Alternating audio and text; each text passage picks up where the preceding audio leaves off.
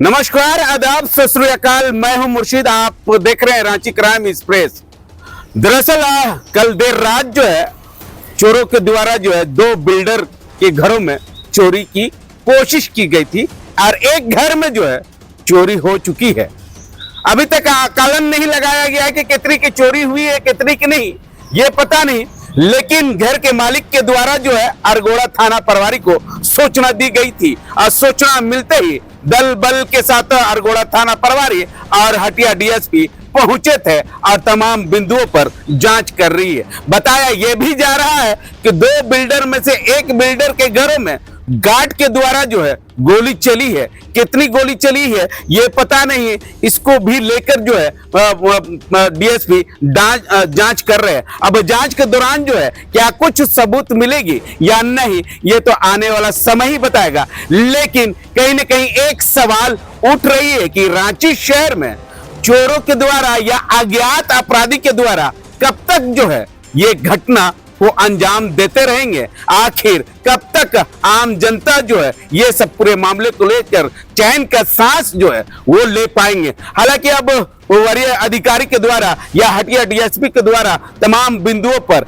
जांच कर रही है। अब हटिया डीएसपी क्या कुछ कह रहे हैं आपको मैं सुनाता हूं। पहले जो गार्ड आया है उस जगह पर जो है गोली चलने की घटना हुई है, लेकिन अभी तक ये क्लियर नहीं हो पाया कि गोली जो है वो कहाँ से चली है, क्योंकि जो चोर आया था उसके द्वारा चलाया गया है या फिर ये गार्ड के द्वारा चलाया गया है। वो क्लियर हो जाएगा तभी बता पाएंगे वहाँ की घटना। और कहा जा रहा है कि AK-47 वो तो बॉडीगार्ड के पास था। सरकारी बॉडीगार्ड? हाँ, सरकारी बॉडीगार्ड के पास था। चोरी कितने की हो पाई? चोरी अभी क्लियर नहीं हो पाया है, कितना अभी नहीं दिया गया है, लेकिन चोरी यहाँ पर अखिलेश पांडे जी के यहाँ हुआ है, वही उसी रात में। तो कुछ अमाउंट वगैरह चोरी का दोनों बिल्डर? हाँ, दोनों बिल्डर है। फिगर भी नहीं बताया गया है। क्या जेवर वगैरह क्या हुआ? हाँ, जेवर वगैरह चोरी की बात बताई गई है। घर में सभी लोग थे, दो गार्ड भी थे।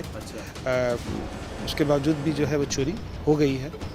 बहुत सातेराना ढंग से घर के अंदर सबके रहते हुए घुस के चोरी की गई है। कितने लोग घुसे थे अंदर? एक ही आदमी गया है। यहाँ पर नहीं, यहाँ के गार्ड का नहीं है, वहाँ का गार्ड का है।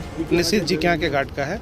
वो अंगूठे में जो है चोट लगने का ये है। क्या गोली से या ये अभी स्पष्ट नहीं हुआ है, वो जांच के दौरान ही स्पष्ट हो पाएगा। उनके पास जो बॉडीगार्ड के पास जो हथियार था AK-47 उससे फायरिंग हुई है।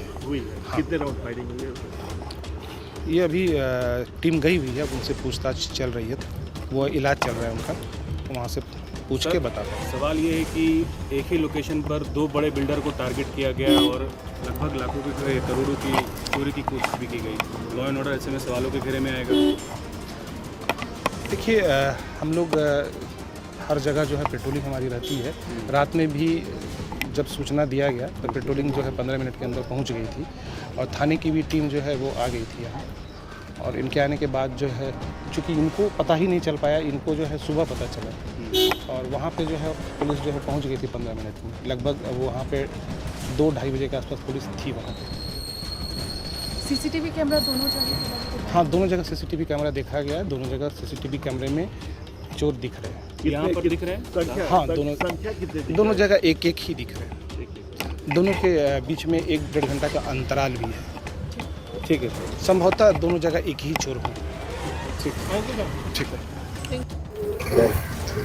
तो आपने सुना कि हटिया डीएसपी क्या कुछ कह रहे हैं कि बहुत जल्द जो है अपराधी पुलिस के गिरफ्त में होगा।